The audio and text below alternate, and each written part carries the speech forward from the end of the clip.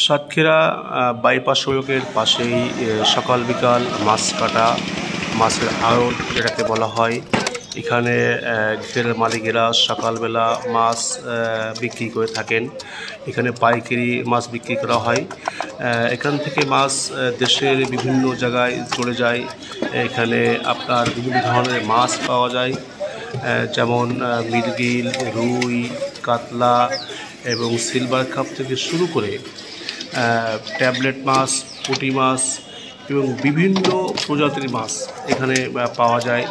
এই মাছগুলো এখান থেকে ক্রেতা ক্রয় করে খুচরো এবং পাইকারি বিভিন্নভাবে বিক্রি করে থাকেন।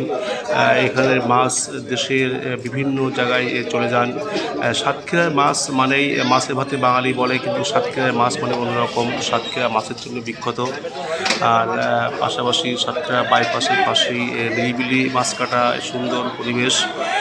এই জন্য এখানে সবসময় মাছ কেনাবেচা করা হয়। আপনারা দেখতে পাচ্ছেন যে কত প্রজাতির মাছ এখানে কিন্তু দেখা যাচ্ছে, যেটা আসলে মাছ দেখেও শান্তি, আবার খেয়েও কিন্তু শান্তি।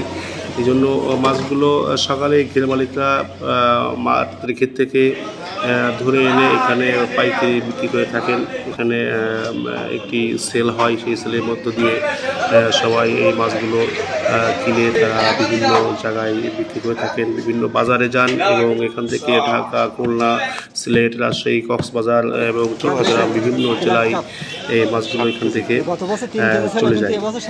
সাতক্ষীরার মাছ আসলে একটু অন্যরকম, এই জন্য সাতক্ষীরার মাছ একটু বিখ্যাত বলেই পরিচিতি। সাতক্ষীরা মাছের জন্য ম্যাক্সিমাম বিখ্যাত।